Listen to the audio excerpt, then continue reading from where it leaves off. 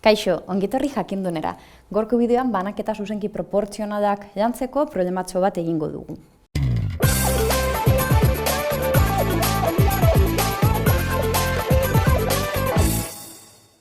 Problematxo honetan azaltzen digute hirukidek enpresa bat sortu dutela eta orain enpresa horren etekinak banatu nahi dituztela, bai?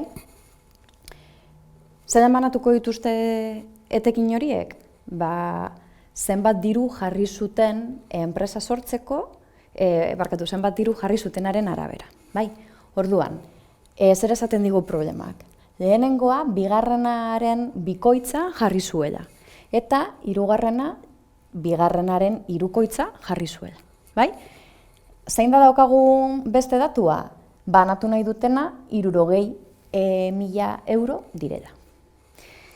Zelan ebazten dira halako problemak, inbertsioak, gero irabazia banatzea?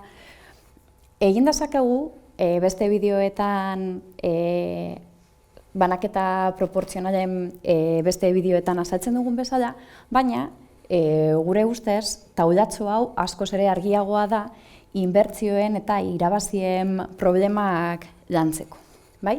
Orduan, zer egin behar dugu lehenengo gauza?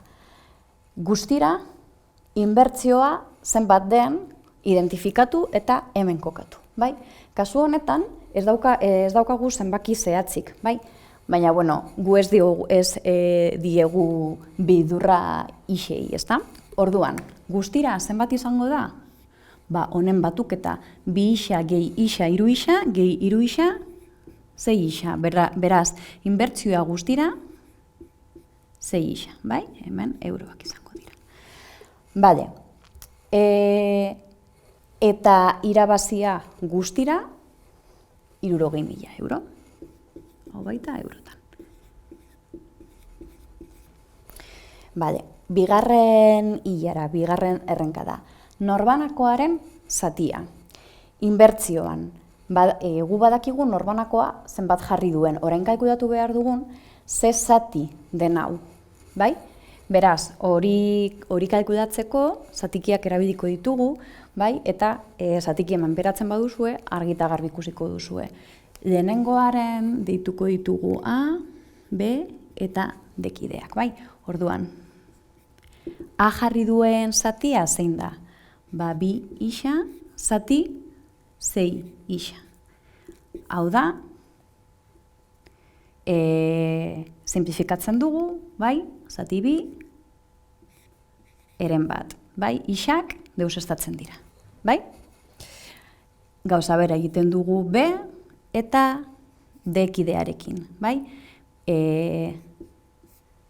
B kidearen zatia hau izango litzateke, simplifikatzen dugu, eta D kidearen zatia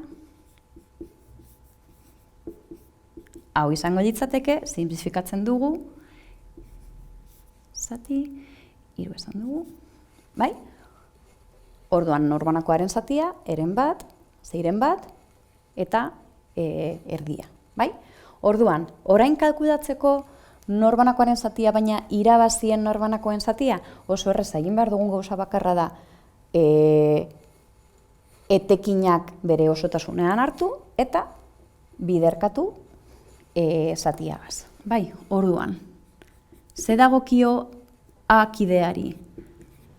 60.000 bider eren bat. Beraz, 60.000, 3, 20.000 euro, bai? B kideari ze dagokio gauza bera egiten dugu, bai? Irabazia, bider, B kideari dagokion partea. Bai, beraz, zuzenean egingo dugu ja, bai, 10.000 euro. Bai, jarriko ditutu unitateak. Eta azkenik, D kideari ze dagokio?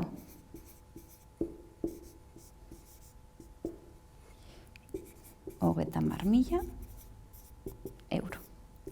egiaztatzen dugu hiru zifra hauen batuketa gure denengo etekinak direla, bai, eta hori da 60.000 ematen du.